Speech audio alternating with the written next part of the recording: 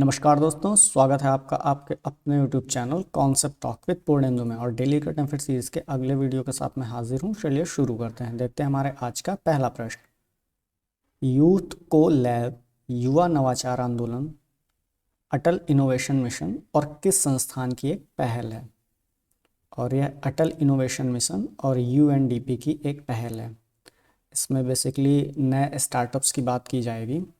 और हाल ही में अटल innovation mission, NITI Aayog और UNDP इंडिया द्वारा एशिया पैसिफिक के सबसे बड़े यूथ इनोवेशन मूवमेंट यूथ को लैब का 5वां संस्करण लॉन्च किया गया। यह 2019 में UNDP इंडिया द्वारा अटल इनोवेशन मिशन, नीति आयोग के साथ साझेदारी में शुरू की गई एक पहल है। और इसका उद्देश्य नेतृत्व, सामाजिक नवाचार और उद्यमिता के माध्यम से सतत विकास लक्ष्यों के कार्यान्वयन में तेजी लाने के लिए, युवाओं को सशक्त बनाने के लिए एशिया प्रशांत देशों के लिए एक सामान्य एजेंडा स्थापित करना है। और ये इंडिया के तरफ से एक इंटरनेशनल रूप में जो है स्टार्टअप्स को जोड़ने की कोशिश है। और इंडिया स्टार्टअप के क्षेत्र में काफ़ी आगे बढ़ने की कोशिश कर रहा है। 100 से ज़्यादा यूनिकॉर्न्स हैं। यूनिकॉर्न मतलब जिनकी कंपनी की वैल्यूएशन, कंपनी नई हो और साथ में उसका वैल्यूएशन लगभग 8,000 करोड़ रुपए हो जाए, उसे यूनिकॉर्न कहते हैं। देखते हैं अगला प्रश्न। जैव विविधता पर सम्मेलन के लिए पार्टियों के सम्मेलन यानी COP15 कॉन्फ्रेंस ऑफ पार्टीज बोलते हैं इसे। और इसके द्वारा किस भारतीय पहल को मान्यता दी गई है? और इस भारतीय पहल का नाम है नमामि गंगे। और नमामि गंगे एक काफ़ी पुरानी योजना है। सन 2014 में इसकी शुरुआत की गई थी। जल शक्ति मंत्रालय के अंतर्गत यह योजना कार्यान्वित की जा रही है।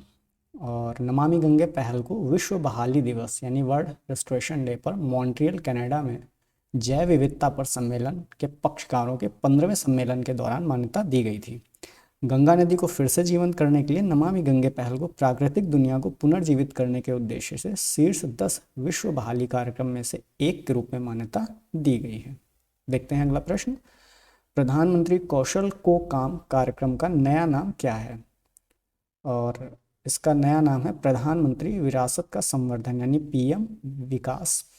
और प्रधानमंत्री कौशल योजना से जुड़े जितने भी शब्द हैं और इनका जो शॉर्ट फॉर्म है, तो इनका फुल फॉर्म हिंदी में ही है। जैसे प्रधानमंत्री कौशल को काम, तो इसका शॉर्ट फॉर्म है PMKKK।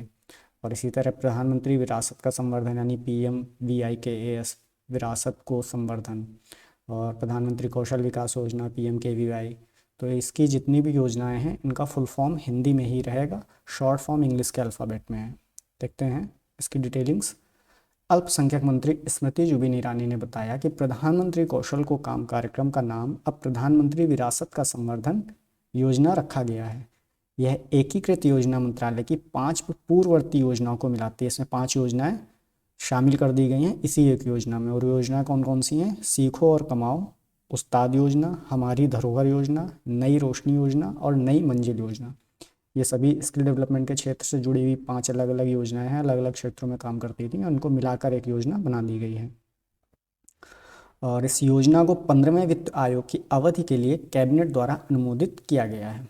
देखते हैं अगला प्रश्न। कौन सी कंपनी FIH ओडिशा हॉकी पुरुष विश्व कप 2023 की आधिकारिक भागीदार बनी? और यह बनी है टाटा स्टील। और FIH क्या है? इंटरनेशनल हॉकी फेडरेशन है। तो इसका जो वर्ल्ड कप हो रहा है, इसका स्पॉन्सरशिप, जो मेन स्पॉन्सर है वो टाटा स्टील बन गया है। टाटा स्टील लिमिटेड ने FIH Odisha hockey mains world cup 2023 का आधिकारिक भागीदार बनने के लिए हॉकी इंडिया के साथ एक समझौता ज्ञापन, जिसे MOU यानी मेमोरेंडम ऑफ अंडरस्टैंडिंग कहते हैं, उस पर हस्ताक्षर किए हैं। मेमोरेंडम ऑफ अंडरस्टैंडिंग दोनों के बीच में साइन हो गया है। और अगला प्रश्न देखते हैं। किस राज्य सरकार द्वारा हाल ही में अरुणोदय 2.0 योजना शुरू की गई? और यह योजना शुरू की गई है असम राज्य सरकार द्वारा। इससे पहले अरुणोदय योजना थी और इसका ये 2.0 वर्जन है। और अरुणोदय योजना की शुरुआत 1 दिसंबर 2020 को की गई थी। इस योजना का उद्देश्य महिलाओं को सशक्त बनाना और परिवारों को वित्तीय सहायता प्रदान करना है। और इस योजना के जरिए असम सरकार राज्य के करीब 17 लाख परिवारों को आवश्यक खाद्य पदार्थ खरीदने के लिए हर महीने 1250 रुपये प्रदान कर रही है। और असम के मुख्यमंत्री हैं हेमंत बिस्वा शर्मा और यहाँ की राजधानी है दिसपुर। देखते हैं अगला प्रश्न। हाल ही में किस राज्य सरकार ने ओपन एयर संग्रहालय विकसित करने की घोषणा की है? और यह घोषणा की गई है कर्नाटक राज्य सरकार द्वारा। और इसमें जो है कन्नड़ संस्कृति से जुड़े हुए जो लोग हैं उनकी प्रतिमाएं स्थापित की जाएंगी इस ओपन एयर संग्रहालय में। ये पिक्चर में आप देख रहे हैं, मतलब इसमें कोई बिल्डिंग नहीं बनाई जाएगी, ओपन रहेगा और इसमें अलग अलग प्रतिमाएं उनसे जुड़े हुए कन्नड़ संस्कृति से जुड़े हुए लोगों की स्थापित की जाएंगी। और कर्नाटक की राजधानी है बेंगलोर और इसके मुख्यमंत्री हैं बसवराज बोम्मई। यहाँ पर लोकसभा की 28 सीटें हैं और राज्यसभा की 12 सीटें हैं। देखते हैं अगला प्रश्न। कौन सा देश हाल ही में संयुक्त राष्ट्र महिला समर्थक आयोग से बाहर हुआ है? और यह बाहर हुआ है ईरान। ईरान में भी हिजाब का मुद्दा रहा है और वहाँ पर एक अभी कुछ दिनों पहले मैंने एक प्रश्न बताया था कि नैतिक पुलिस कहाँ की बर्खास्त कर दी गई है, तो ईरान की बर्खास्त दी गई है। तो जो हिजाब से रिलेटेड मुद्दे थे उसमें आंदोलन चल रहा था, तो उसमें एक 22 वर्षीय लड़की को उसी नैतिक पुलिस द्वारा गिरफ्तार किया गया था और फिर वो लड़की हिरासत में ही उसकी मृत्यु हो गई थी। और उसके बाद से ही आंदोलन हिंसक रूप इसने ले लिया है और इसी वजह से ईरान में काफ़ी प्रॉब्लम चल रही है। और उसी वजह से जो है संयुक्त राष्ट्र आर्थिक एवं सामाजिक परिषद ने महिलाओं और लड़कियों के अधिकारों के व्यवस्थित उल्लंघन के कारण लैंगिक समानता के लिए लड़ने वाले संयुक्त राष्ट्र के प्रमुख वैश्विक आयोग से ईरान को बाहर कर दिया है। देखते हैं अगला प्रश्न।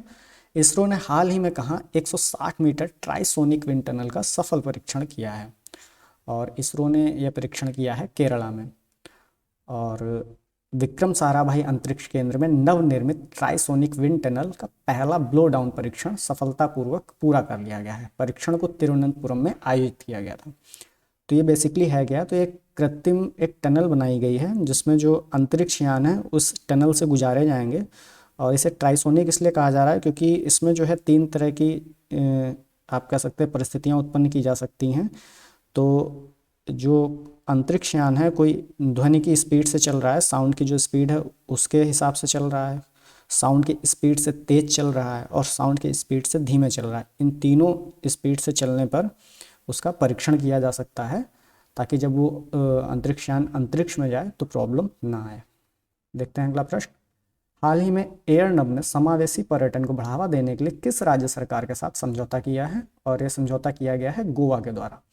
और यह समझौता क्या है, तो ये समझौता जो गोवा को नाइट लाइफ और चकाचौंध भरी जिंदगी के लिए जाना जाता है, मगर गोवा में एक विशाल सांस्कृतिक विविधता भी है और इस वजह से एयरनब और गोवा पर्यटन विभाग ने एक समझौता किया है। तो इसमें वो जो जगहें हैं गोवा में जो ज़्यादा देखी नहीं गई हैं और प्रकृति से जुड़ी हुई हैं, वहाँ की संस्कृति को धरोहर को समेटे हुए हैं, तो उनको विश्व पटल पर लाने की कोशिश है पर्यटन के माध्यम से। और उसमें होम स्टे की क्षमता को बढ़ाने के लिए हाथ मिलाया जा रहा है एयरनब के साथ।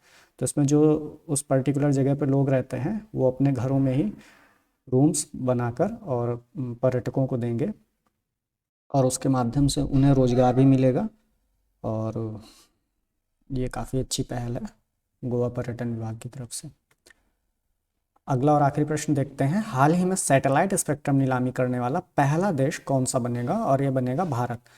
और दूरसंचार नियामक ट्राई के अध्यक्ष पीडी वाघेला ने मंगलवार को कहा कि भारत पहला देश होगा जो सैटेलाइट कम्युनिकेशन के लिए स्पेक्ट्रम की नीलामी करेगा। सेटकॉम पर ब्रॉडबैंड इंडिया फोरम शिखर सम्मेलन में बोलते हुए वाघेला ने कहा कि भारतीय दूरसंचार नियामक प्राधिकरण जल्द ही विभिन्न मंत्रालयों, सूचना और प्रसारण मंत्रालय, अंतरिक्ष मंत्रालय और दूरसंचार से सैटेलाइट कम्युनिकेशन के क्षेत्र में व्यापार करने के लिए जरूरी अनुमतियों को आसान बनाने के लिए सिफारिश करेगा। अभी जब तक जो स्पेक्ट्रम थे वो नीचे जो टावर लगा के थे उस तरह से सेल आउट किए जाते थे, मगर जो उपग्रह हैं उनके माध्यम से उनके स्पेक्ट्रम की भी नीलामी होगी और एक नया बिजनेस क्षेत्र भी खुलेगा कंपनियों के लिए। और उसके लिए प्रोसेस स्टार्ट कर दिया गया है, अलग अलग मंत्रालयों से जो भी ज़रूरी अनुमतियां हैं उसको भी प्राप्त किया जा रहा है। और यह ऐसा करने वाला देश का दुनिया का पहला देश बनेगा अपना भारत। और इसी के साथ हमारा आज का सेशन समाप्त होता है। धन्यवाद।